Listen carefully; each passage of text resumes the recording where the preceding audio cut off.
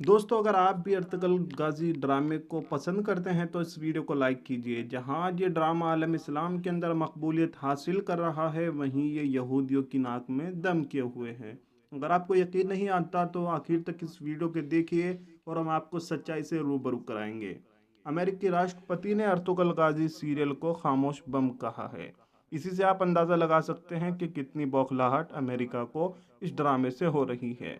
Israel ने इसे दुनिया के लिए खतरा बताया है।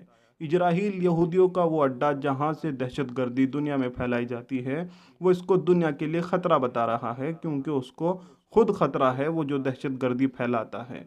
पूरे यूरोपियन कंट्री में खलबली है। सऊदी अरब, ओमान, बहरीन ने अर्तुगरुल गाजी सीरियल पर रोक लगा दी है। कुछ तो बात है इस सीरियल में जिसने इस्लाम के दुश्मनों में बेचैनी बढ़ा दी है। मौजूदा दौर में तुर्क सीरियल ड्रिलिस अर्तुगरुल की बहुत ज़रूरत थी। ऐसे में जबकि हॉलीवुड से लेकर बॉलीवुड तक, यहाँ तक कि हिंदी विज्ञापनों में तक मुसलमानों के किरदार की अत्याचारी और गद्दारों के रूप में पेश किया जा रहा है। और हद तो ये हो गई कि हमारे यहाँ की इतिहास की किताबों में सैकड़ों साल बाद मुसलमान बादशाहों की हार डिक्लेयर की जा रही है। 80-90 के दशक तक मुस्लिम शासकों को टीवी, सिनेमा और इतिहास की किताबों में मुस्लिम शासकों को देशभक्त नायकों के रूप में दिखाया जाता था।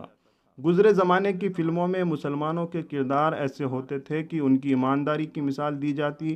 कितने ही मुस्लिम आधारित ने उस ज़माने के बच्चों और युवाओं के दिलों में देश प्रेम के जज्बात कूट कूट कर भर दिए थे।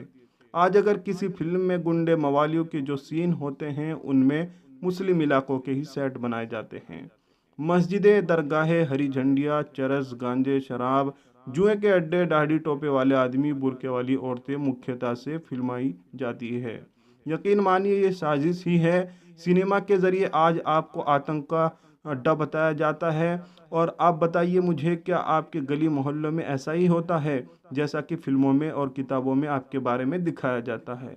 ध्यान रखिए, जिस कौम को मिटाना होता है उसका इतिहास मिटा दिया जाता है, और जिस कौम को बदनाम करना होता है उसका इतिहास गंदा कर दिया जाता है। ऐसा ही कुछ आपके साथ भी हो रहा है। अगर ऐसे माहौल में अर्तुगरुल जैसे सीरियल अगर नौजवानों में जज्बा पैदा कर रहे हैं तो क्या बुरा है। जिस सीरियल के अंदर तमाम चीज़ें सच्चाई के साथ दिखाई गई है और मुसलमानों का क्या इतिहास है उसको सही तौर पर दिखाया गया है, तो ऐसे ड्रामे से बुराई क्या है। अर्तुगरुल गाजी को लेकर अमेरिकन थिंक टैंक का कहना था कि इसे बंद किया जाए, क्योंकि ये नौजवानों को हिंसा के लिए प्रेरित कर रहा है। इसी तरह का पेट में दर्द सऊदी अरब के भी हुआ था। असल में ये तुर्की और अरब के बीच एक जहनी तकरार का बाइस भी है। अभी कुछ महीनों पहले तुर्की, पाकिस्तान और मलेशिया के मुत्तहिदा होकर एक इस्लामिक चैनल लॉन्च करने का ऐलान किया था, जिसके तहत ऐसे ही प्रोग्राम्स को नौजवानों तक पहुंचाना मकसद था।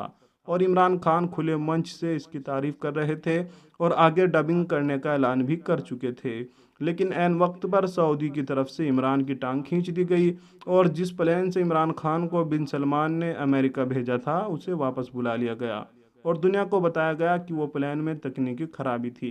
खैर, इमरान खान ने दोबारा टेलीकास्ट करने का फैसला किया और अर्तुगरुल गाजी को लोगों के बीच मकबूल होता जा रहा है।